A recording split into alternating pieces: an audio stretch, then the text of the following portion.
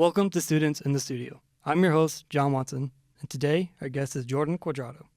Thank you for having me. Yeah, thanks for being here. Absolutely. So let's talk about the instrument you'll be playing today. Yeah. So today I'm gonna be playing a little bit of piano, just a little bit of improv that I've been developing over the past few years, just like ideas, motifs, and kind of like gluing them together. Really, Yeah, that's awesome. what I'm gonna be going for today. That's cool. How long have you been playing piano? Um, well, I've been playing piano for quite a while, but I really started taking it more serious like the past 2, 3 years. Yeah. Just trying to get better at it, Got a few classes here and there that I take for piano, and then, I got my own piano at home. Uh, I started playing when I was 10 though, Oh, okay. and the instrument fascinated me. So it's not my primary instrument, but it's one of those instruments that like I always come back to because, Yeah, it's fun to play. it's classic. Classic. Can't go Yeah, wrong with a right. piano. Sure. So what is your primary instrument then? My primary instrument is saxophone. Started off on alto sax when I was 12. I gravitate more towards jazz, definitely. Yeah. And so saxophone was like the icon of jazz. So Yeah, I was like, okay, I gotta play, saxophone for for sure. sure. Yeah, yeah. Cool, cool. So why did you decide to play piano today instead of your saxophone? Well, few different reasons. One, truthfully, I didn't have like anything like great prepared for saxophone, and I don't know. I was just feeling piano more today. Yeah. Like it was kind of like a last second decision for sure. I know I hit you up. I was like, hey, Yeah. by the way, I'm gonna play Yeah. piano today. I hope that's not like too big of a thing, but For sure. like I don't know. I was just like I've been playing a lot of piano lately, and I just kind of wanna just put on record some of the ideas that I've been coming up with over the past few years, and you know, be able to express myself that way. Yeah, for sure. So I know there's a lot of, I would say, because you mentioned jazz, that there is a lot of sax and piano influence. Do you ever play your saxophone and then write something piano to it, or vice versa? Actually, the two, I don't write anything currently, with those two instruments. Usually, my writing process starts with like muse score, Yeah. but what I do use it for is so I'll learn a transcription from another artist, another jazz artist, on piano first, and then I'll transcribe that over to saxophone. I just feel like it's easier for me to just listen to something Yeah. and then play it on piano and then, you know, easily transcribes that to the saxophone. I feel like when I have a visual representation of the notes, it's easier for me to, I guess, translate it over. Right. Work it I'm a out. Yeah. I'm a visual learner, Yeah. so sometimes just trying to play something from the saxophone right off the bat is like slower. Yeah. So I feel like there's more efficiency with just learning it, from the piano. It's also just a dual skill at that point. You get to Yeah. learn the piano part and you get to learn the saxophone part too. So it's like a two-in-one, Yeah. Definitely. basically. Yeah. When I'm writing music, I like to do something like that too. Just write something, have the notes out, and then you can translate it to another instrument.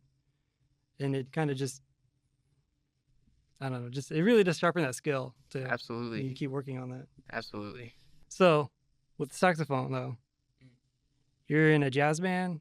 Would you call it that, or Well, I'm in a few, yeah? Well, to be yeah, that's honest. true. Yeah, Yeah, so like I got the jazz combo that I started here on campus. yeah, Um, that was one of the first times that I've, taken the steps to be like a band leader, I guess, yeah, which is come with its own interesting things and responsibilities. I as well am a part of a band called Playhouse. That group was started in about 2020 during COVID when none of us really had like anything to do. yeah, Really, the idea for it came prior to that while I was a senior in high school. It was just this kind of like big idea that, me and my friend group came up with. And it was like, it was something of an idea, I guess, for us, not necessarily just a band. Um, but it came to fruition in 2020 when we really had nothing to do. And it was just a group of guys I went to high school with. We were all in, you know, school band together. Yeah. So the chemistry was already there. And, now we play shows locally around the area. Okay. Yeah. And it's just been an honor to play with those guys. To call it jazz, though, Yeah. I don't know. It gets tricky because like we have so many different influences, in the band where I don't want to say it's just jazz. Yeah. The simplest thing is to just call it fusion, Okay. Yeah. because it's a fusion of jazz, rock, blues, really just kind of Yeah. any inspiration that we find ourselves getting. And again, the group that I'm with, we have a diverse and eclectic music taste, so it's like really hard to pinpoint where all our ideas come Yeah. from. It's just, I guess, Playhouse, if you will. It's Yeah. just Yeah. Playhouse. That's a perfect name for it then, if you think about it that way. So yeah, a lot of influences come together for something like that. It's pretty Mhm. cool. And I have seen you guys play before. You guys are great. Thank you. Yeah, Thank really you. awesome. So with talking about your band leader skills, I want to go back to what is your major now? So my major is actually music technology. Okay. So that's like kind of way different than what I Yeah. do on like that aspect of things. But um, yeah, my major is music technology. I kind of Okay. picked that one because I wanted more like of a general, applicable behind the scenes skills that translate not just to like music, but just like audio engineering in Yeah. general. And I thought that, based off of, what they had here, that was like definitely what I wanted to do for sure. Yeah. You know, Totally. I know That's because yeah. like That's we're what I'm both doing. music Right. technology Yeah. students. And then So yeah, definitely like really getting the education that I was looking for and absolutely. opportunities too, and doing things like this. Thanks for first episode. Thanks for being here. Absolutely, man. Yeah, doing things like Absolutely. this. It's like Yeah. okay, cool. Yeah. Yeah, definitely, dude. Yeah. This is like an amazing setup. I could tell your attention to detail just with something like this is Yeah. it's amazing. I like it, dude. It's not as professional as I like it to be, but we are students and we just got to use what we have here. And Exactly, man. Yeah. We're working with what we're given, Right, yeah. and we got a lot of good stuff down Yeah, here, definitely. and it's only growing bigger. The program's getting bigger. Yeah. They're putting more money towards it, Yep. so I'm glad to see you're doing it. I, hope to do that too this semester where, we just take advantage of what we're given and just, fulfill it to the max. Yeah. Absolutely. Yeah, for sure. All right, so back to you. Yeah. So with so the band leader, how did that come up? So, I had this idea of creating like a jazz combo here on campus since like my first semester here, back in 2021. I started late in the program. My first semester, I was a business student, not really knowing what the hell I wanted Yeah. to do with life. Yeah. But I kind of more gravitated towards music. I, auditioned my second semester in the spring semester for the band program, and I got the opportunity to play in the jazz band. And, I found a lot of great students, not just here, but around the local area who want to just play jazz. Yeah. It was like straight jazz, just straight charts. Right. And that was something that I also wanted to learn and study.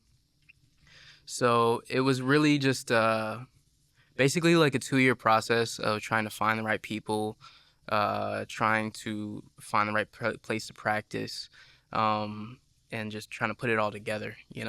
So we started off in like the percussion practice room Oh yeah. on campus, Yeah. like not even really asking permission. We just kind of like like snuck in, you know.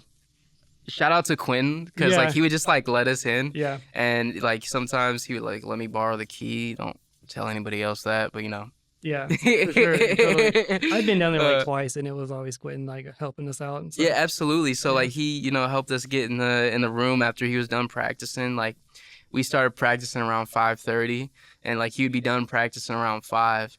So like we would just go in, just do our thing for like 45 minutes, an hour, and like we just kind of like sneak back out and pretend like, nobody noticed, but I obviously people knew because like Yeah. we're loud and we're Right. playing music, but Yeah. nobody seemed to care at the start. And then you know just like after that, I was trying to find a room. We were trying to get the band room over in Education and Arts 1103, Yeah. but there was like classes going on at that time that we wanted to practice, and trying to find like a time that works for like five guys all at the same time who were all busy people Yeah.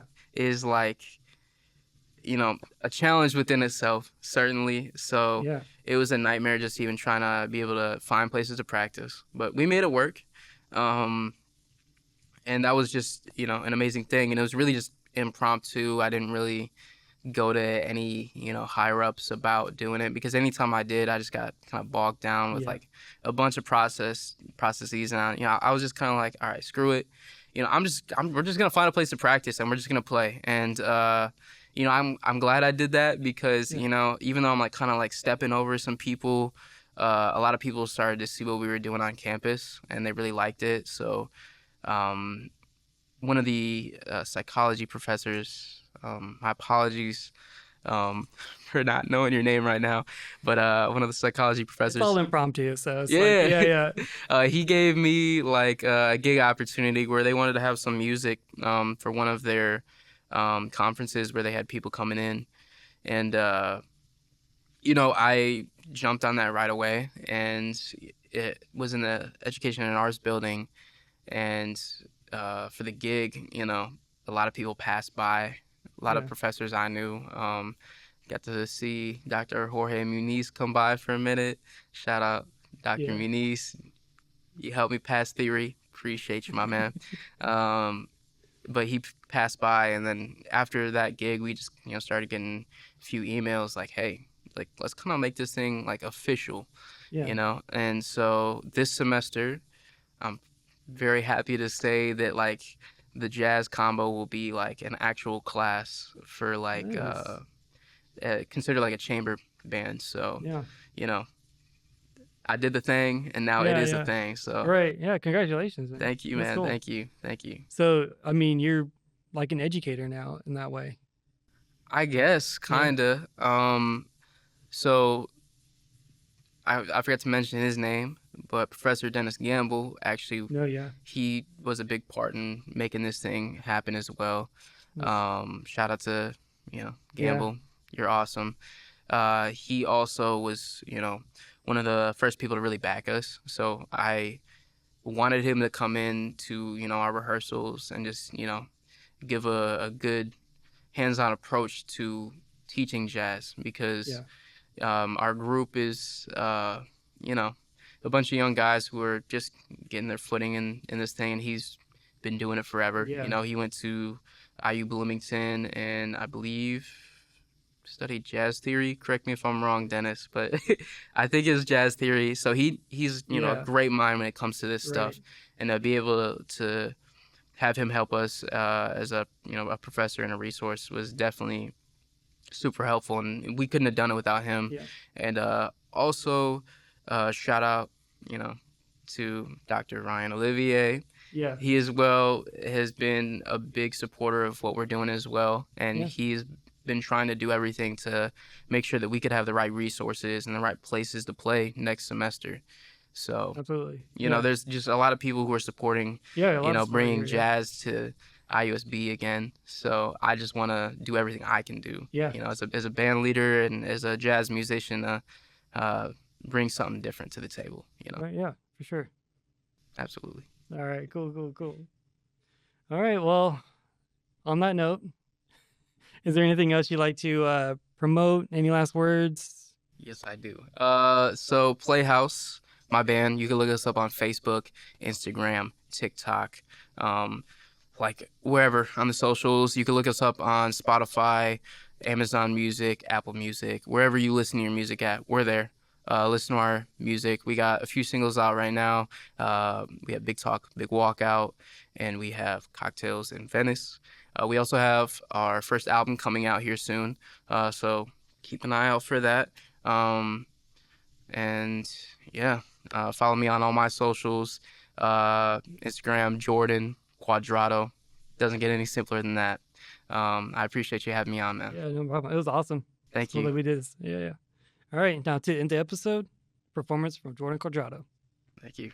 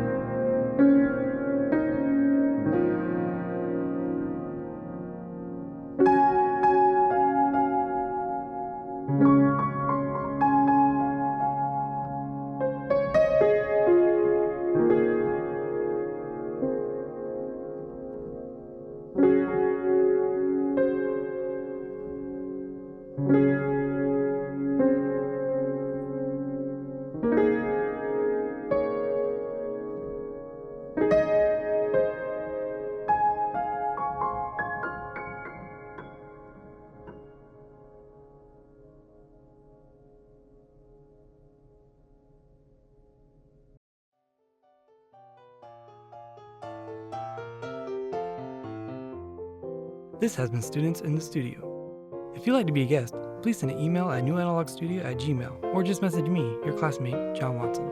Our theme music was written by Dylan Baja. For future performances, check out our info on Facebook or Instagram. Thank you for watching and listening.